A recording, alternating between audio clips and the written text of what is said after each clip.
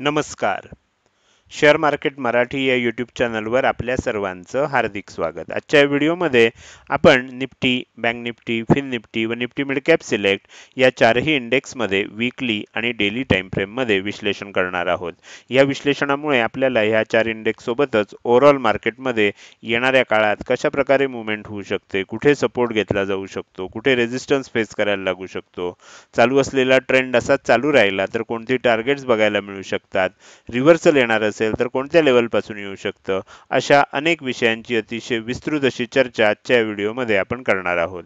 त्यामुळे आजचा व्हिडिओ अतिशय महत्त्वाचा आहे आणि आपण सर्वांनी तो शेवटपर्यंत अजिबात स्किप न करता पूर्ण बघावा. मात्र या विश्लेषणाला सुरुवात करण्यापूर्वी आपल्या सर्वांना एक नम्र सूचना आहे, ती म्हणजे या व्हिडिओच्या डिस्क्रिप्शनमध्ये आपण शेअर मार्केट मराठीच्या व्हॉट्सअप, टेलिग्राम आणि फेसबुक ग्रुपच्या लिंक दिलेल्या आहेत. तुम्ही ते ग्रुप जॉईन करू शकता. त्याचसोबत आपण तिथे शेअर मार्केट मराठीच्या वेबसाईटची लिंक सुद्धा उपलब्ध करून दिलेली आहे. आपण आपल्या वेबसाईटला अवश्य भेट द्या. या महत्त्वाच्या सूचनेनंतर आता आपण आपल्या मूळ विषयाकडे परत येऊया आणि शुक्रवारी इंडेक्समध्ये कशा प्रकारे मुवमेंट झाली व येणाऱ्या काळात कशा प्रकारे होऊ शकते याचं विश्लेषण करण्यासाठी डायरेक्टली जाऊया चार्टवर. आणि इथे मी बँक निफ्टीचा 15 मिनिटाचा चार्ट ओपन केलेला आहे. शुक्रवारी आपण बघू शकता की आपल्याला गॅप अप ओपनिंग बघायला मिळाली. आपण शुक्रवारसाठी जे सेटअप बनवला होता त्यामध्ये 50,275 ही वरच्या बाजूची इम्पॉर्टंट लेवल होती, 50,075 ही खालच्या बाजूची इम्पॉर्टंट लेवल होती आणि गॅप अप ओपन झालं ते 50,600च्याही वर झालं. तर 50,600च्या वर ओपन झाल्यामुळे जनरली काय असतं की जेव्हा आपण वरची इम्पॉर्टंट लेवल आणि खालची इम्पॉर्टंट लेवल देतो तेव्हा इथून बँक निफ्टीमध्ये साधारण 300 पॉईंटची रेंज आपण ट्रेडेबल रेंज म्हणून पकडलेली असते. म्हणजे एवढ्या एरियामध्ये आपल्याला मार्केटमध्ये मुवमेंट बघायला मिळू शकते. ओपनच झालं आपल्याला त्या रेंजच्या वर, तर त्याच्यामुळे होतं काय अशा वेळेला जेव्हा असं खूप मोठं गॅपअप ओपन होतं त्यानंतर मार्केट थोडंसं साईडवेज होऊ शकतं, थोडंसं प्रॉफिट बुकिंग येऊ शकतं आणि पुन्हा मार्केट आपल्याला रेंजमध्ये आलेलं बघायला मिळतं. तर त्या पद्धतीनं तुम्ही जर इथे बघितलं तर तुमच्या लक्षात येईल की गॅपअप ओपन झालं 50,600च्या वर, त्यानंतर एक सेलिंग आलं आणि जवळजवळ 50,400, 50,380 पर्यंत आपल्याला बँक निफ्टीची किंमत खाली येताना बघायला मिळाली. मात्र त्यानंतर लगेच बाईंग आलं आणि आपण बघितलं तर हा हाय मोडला आणि 50,700च्या दरम्यान, 700-707च्या दरम्यान आपल्याला हा हाय बनवलेला आहे. मात्र हा हाय बनवतानाच आपल्याला इथे जर बघितलं तर ही जी ग्रीन कलरची कॅन्डल दिसते ही शूटिंग स्टार कॅन्डल आहे. जरी ग्रीन कलरची असली तरी ती शूटिंग स्टार आहे. त्यामुळे त्याचा लो ब्रेक झाल्यानंतर तुम्ही बघू शकता की एक मोठं सेलिंग आपल्याला बघायला मिळालं आणि खालच्या बाजूचं दुसरं टार्गेट जे आहे ते आपल्याला आता सपोर्ट म्हणून काम करताना लक्षात आलं. पुन्हा बाउन्स झाला, पुन्हा तिसरं लेवल जी आहे ती ब्रेक करायचा प्रयत्न झाला, पुन्हा सेलिंग आलं, पुन्हा सेकंड लेवलनं आपल्याला इथे सपोर्ट म्हणून काम केलं. असं पुन्हा एकदा झालं, म्हणजे पुन्हा बाउन्स आला, इथे ब्रेकआउट करण्याचा प्रयत्न झाला, मात्र तो ब्रेकआउट फेल गेला आणि पुन्हा आपल्याला किंमत खाली येऊन वरच्या बाजूचं दुसरं जे इम्पॉर्टंट किंवा दुसरं जे टार्गेट होतं त्या टार्गेटला आपल्याला सपोर्ट घेतलेला बघायला मिळतोय. आता त्यामुळे साईडवेज मार्केट आपल्याला शुक्रवारी बघायला मिळालं. आता ह्याचं कारण काय आहे ते सुद्धा आपण आता डेली आणि विकली टाइम फ्रेममध्ये विश्लेषण करणार आहोत त्यावेळेला लक्षात येईल. तर हे झालं शुक्रवारी बँक निफ्टीमध्ये कशा प्रकारे मुवमेंट झाली. आता येणाऱ्या काळात कशा प्रकारे मुवमेंट होऊ शकते हे समजून घेण्यासाठी सगळ्यात पहिल्यांदा आपण काय करूया, या सर्व लेवल काढून टाकूया. आता तुम्ही जर इथे बघितलं आधी 15 मिनिटाच्या टाइम फ्रेममध्येच बघूया म्हणजे तुमच्या लक्षात येईल.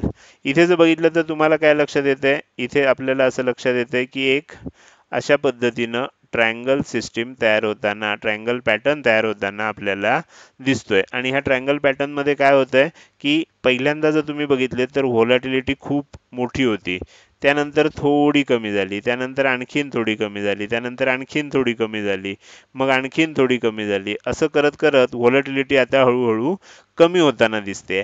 आता ज्या वेळेला इथून पुढे जाईल, तुम्ही जर प्रॉपर पद्धतीनं हे आखून घेतलं तर तुमच्या लक्षात येईल की आता आपल्याला ह्याच्यामध्ये काय नाहीये, जागा शिल्लक नाहीये. म्हणजे ह्या ट्रायंगल पॅटर्न मध्ये जर मार्केटला मुवमेंट करायची असेल तर आता जागा शिल्लक नाही. म्हणजे काय होऊ शकतं, इथून एक तर वरच्या दिशेनं ब्रेकआउट येऊ शकतो किंवा खालच्या दिशेनं ब्रेकआउट येऊ शकतो. जेवढा ब्रेकआउट येईल साधारण आपल्याला ह्या जो ट्रायंगल असतो त्याच्या मधोमध यायचं आहे आणि मधोमध आपल्याला हाईट मोजायची आहे. हे अंदाजे आहे, एक्झॅक्ट मधोमध तुम्ही येऊन हाईट मोजू शकता. तर ही जी हाईट आहे, समजा वरच्या दिशेनं ब्रेकआउट आलं तर जिथनं ब्रेकआउट येते, समजा ह्या लेवल पासून आलं तर इथून तितकीच हाईट वर टार्गेट म्हणून तुम्ही ठेवू शकता. समजा खालच्या दिशेनं ब्रेकआउट आलं आणि इथनंच ब्रेकआउट आलं तर ह्यापासून आपण खालच्या दिशेनं तेवढं मोठं टार्गेट ठेवू शकतो. तर ह्या पद्धतीनं आपल्याला काय करायचं असतं, ट्रायंगल पॅटर्नला डील करायचं असतं. जोपर्यंत ब्रेकआउट येणार नाही तोपर्यंत आपल्याला एक मोठी मुवमेंट बघता येणार नाही. तर हे झालं शुक्रवारी कशा पद्धतीनं आपल्याला बँक निफ्टीमध्ये मुवमेंट झाली आणि येणाऱ्या काळात आपल्याला जर विश्लेषण करायचं असेल तर 15 मिनिटाच्या टाइम फ्रेमवर आपण काय विश्लेषण करू शकतो.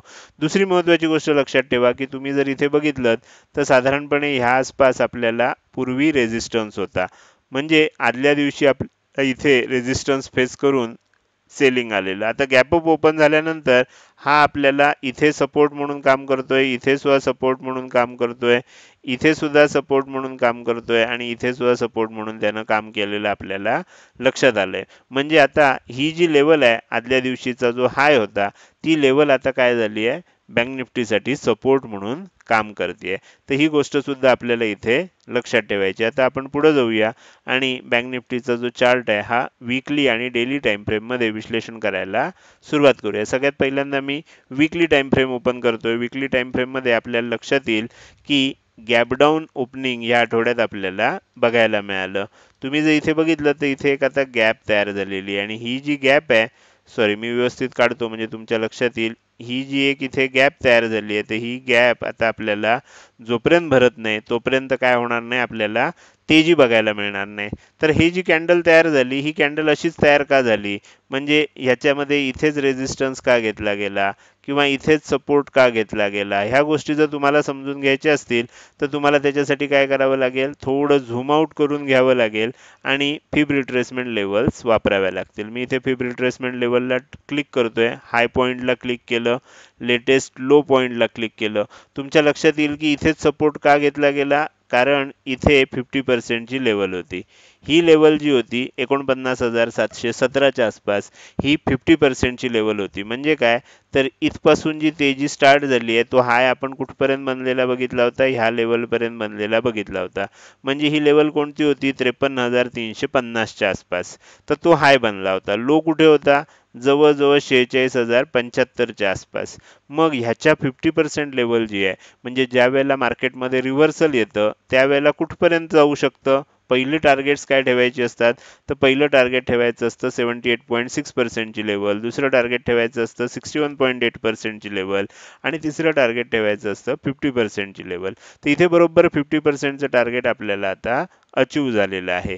वरच्या बाजूला बघितलं 61.8% ची जी लेवल आहे ही आपल्याला आता रेझिस्टन्स म्हणून काम करते. दुसरी महत्त्वाची गोष्ट इथे लक्षात ठेवायची की ऑलरेडी इथे एक गॅप तयार झालेली आहे आणि ही गॅपच आता आपल्याला तेजी करत असताना थोडीशी त्रासदायक होऊ शकते, कारण तिथे पुन्हा पुन्हा रेझिस्टन्स घेतला जाऊ शकतो. जोपर्यंत त्या गॅपच्या वर आपल्याला क्लोजिंग येत नाही आणि त्या क्लोजिंगचा हाय आपल्याला नेक्स्ट कॅन्डल किंवा दुसऱ्या दिवशी तो क्रॉस होत नाही तोपर्यंत आपल्याला आता तेजीचा फार मोठा विचार करायचा नाही. आपण अर्थात इंट्राडेसाठी आपण तेजी करू शकतो छोट्या छोट्या ट्रेडसाठी, पण आपल्याला पोझिशनल ट्रेडचा विचार करायचा झाला बँक निफ्टीमध्ये तर जोपर्यंत ही गॅप भरत नाही तोपर्यंत आपल्याला त्याचा विचार करता येणार नाही.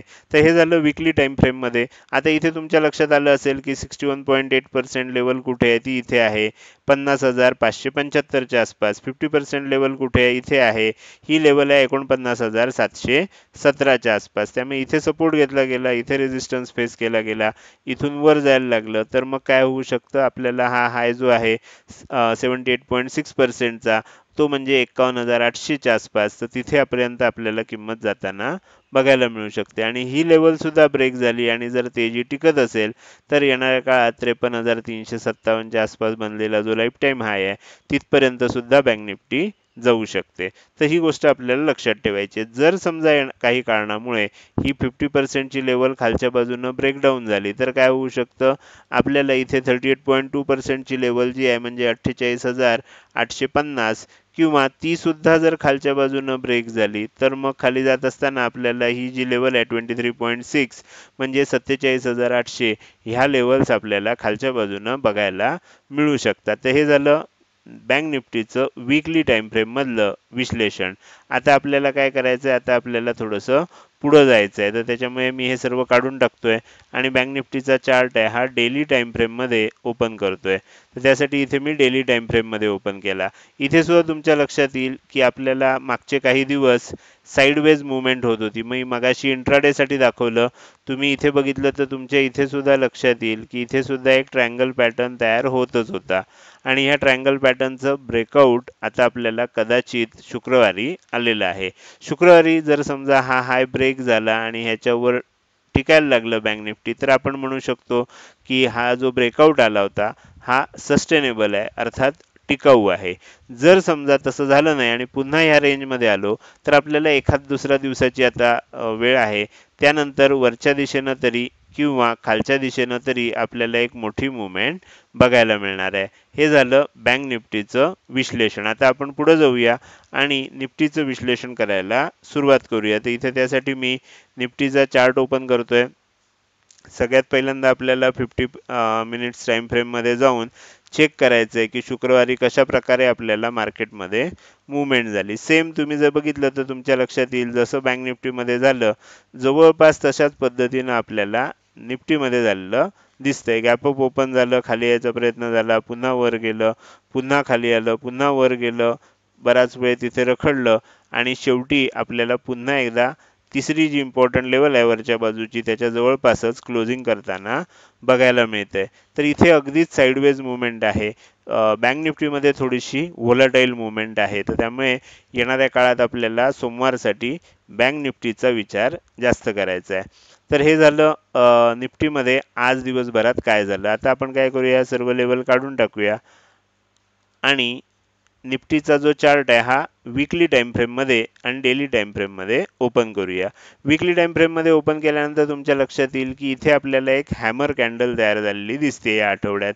ह्या हॅमर कॅन्डल ही पॉझिटिव्ह असते आणि ह्या कॅन्डलचं वैशिष्ट्य असं असतं की जर हा हाय ब्रेक झाला आणि ह्याच्यावर टिकत असेल किंमत, तर मग काय होऊ शकतं, आपल्याला ही जी गॅप बनलेली आहे साधारण 50,700 पासून सॉरी साधारण 24,700 24,300 पासून ते आपल्याला 24,700 पर्यंत ही जी गॅप बनलेली आहे, ही गॅप आपल्याला मग भरून निघू शकते.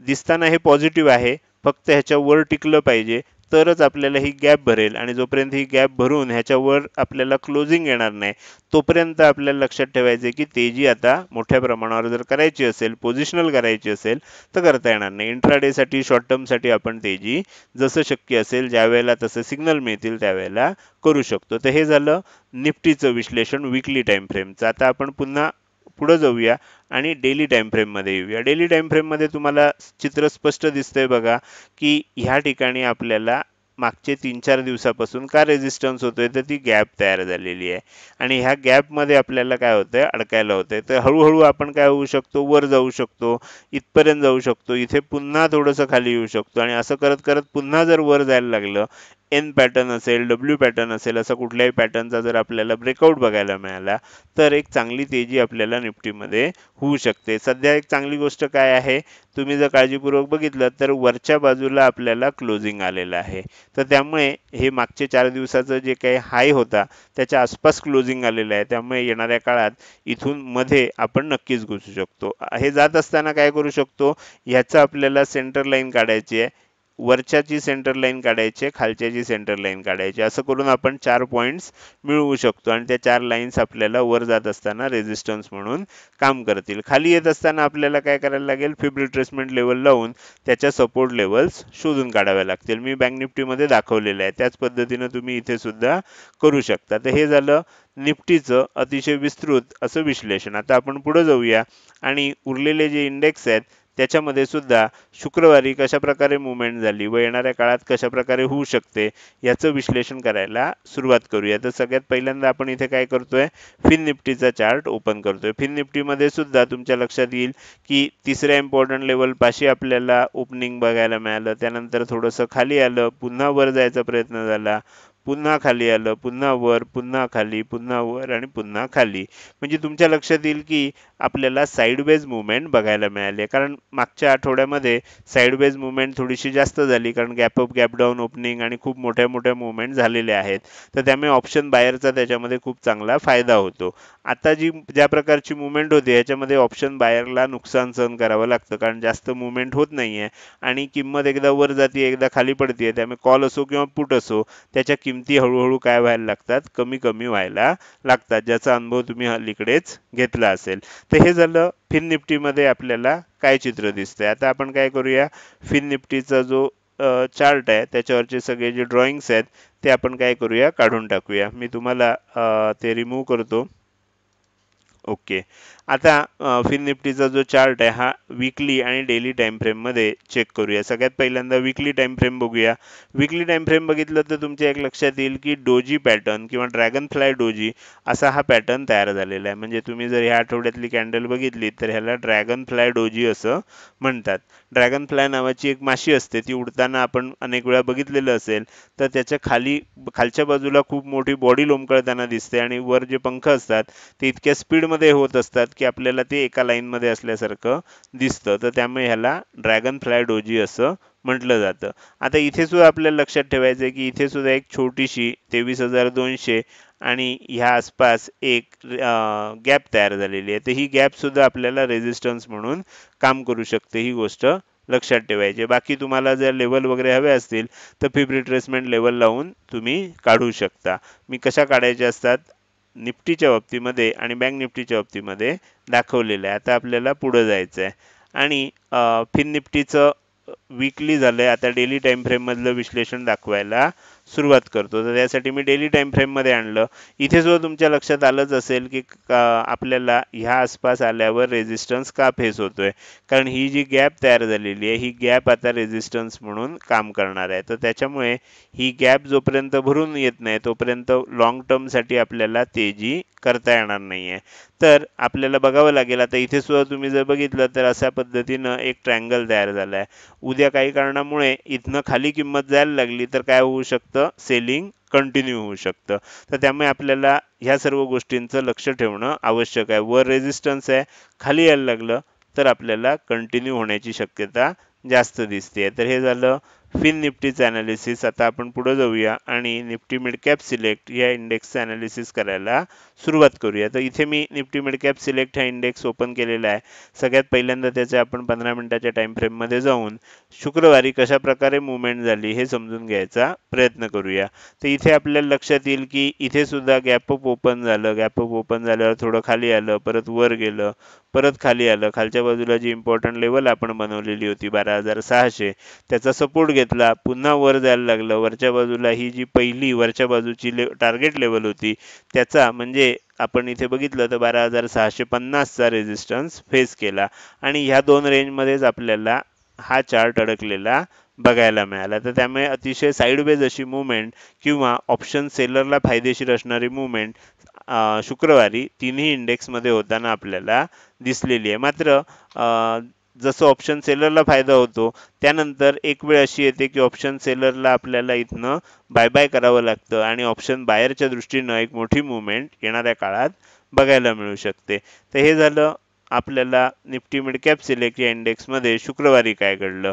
आता आपल्याला पुढे जायचं आहे आणि वीकली आणि डेली टाइम फ्रेममध्ये ह्या चार्टचं विश्लेषण करायचं. सगळ्यात पहिल्यांदा वीकली टाइम फ्रेममध्ये जातो, त्यानंतर ह्या सर्व लेवल्स काढून टाकूया. वीकली टाइम फ्रेममध्ये बघितलं तर तुमच्या लक्षात येईल सगळ्यात चांगली जर कॅन्डल कुठली दिसत असेल तर ती आपल्याला निफ्टी मिड कॅप सिलेक्टची दिसते. मिड कॅपमध्ये शूटिंग स्टार बनलेला होता मागच्या आठवड्यात, त्यानंतर गॅपडाऊन ओपनिंग आपल्याला बघायला मिळालं आणि गॅपडाऊन ओपनिंग नंतर सेलिंग होत होतं. मात्र त्यानंतर लगेच आपल्याला बाउन्स आला आणि साधारणपणे पूर्वीचा जो हाय होता त्या पद्धतीनं किंवा जे इथे शूटिंग स्टार कॅन्डल बनला होता त्याच्या आपण असं म्हणू शकतो की त्या शूटिंग स्टार कॅन्डलच्या बॉडीच्या सगळ्यात वरच्या बाजूच्या आसपास आपल्याला हाय बनवताना बघायला मिळालेलं आहे.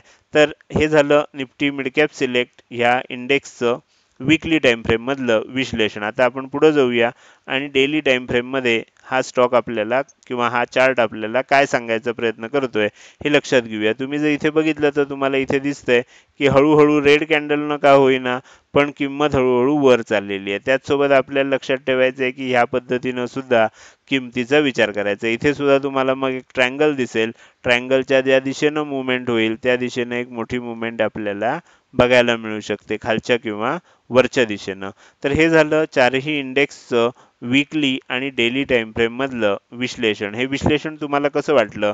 जर हे विश्लेषण तुम्हाला आवडलं असेल तर नक्कीच तुम्ही या व्हिडिओला एक लाईक करू शकता आणि कसं वाटलं हे कमेंट सेक्शनमध्ये टाईप करून सांगायला विसरू नका. लक्षात ठेवा, तुमची एक लाईक आणि एक चांगली कमेंट हीच माझ्यासाठी प्रेरणा असते, ज्याच्या सहाय्यानं रोजच्या रोज हे विश्लेषणाचे व्हिडिओ मी बनवत असतो. त्यामुळे व्हिडिओ आवडल्या लगेच लाईक करा. कसा वाटला हे कमेंट सेक्शनमध्ये टाईप करून सांगायला अजिबात विसरू नका. त्याचसोबत हा व्हिडिओ तुम्ही अजूनपर्यंत बघताय आणि अजूनही जर तुम्ही शेअर मार्केट मराठी आपल्या यूट्यूब चॅनलला सबस्क्राईब केलं नसेल तर कृपया सबस्क्राईब करा आणि शेजारी असणाऱ्या बेल आयकॉनला क्लिक करून ऑल असं नोटिफिकेशन निवडा. म्हणजे इथून पुढे रोजच्या रोज येणारे हे विश्लेषणाचे व्हिडिओ मी अपलोड केल्या तुम्हाला विनाविलंब बघता येतील. आजच्या व्हिडिओमध्ये मी इथेच आपली रजा घेतोय. धन्यवाद.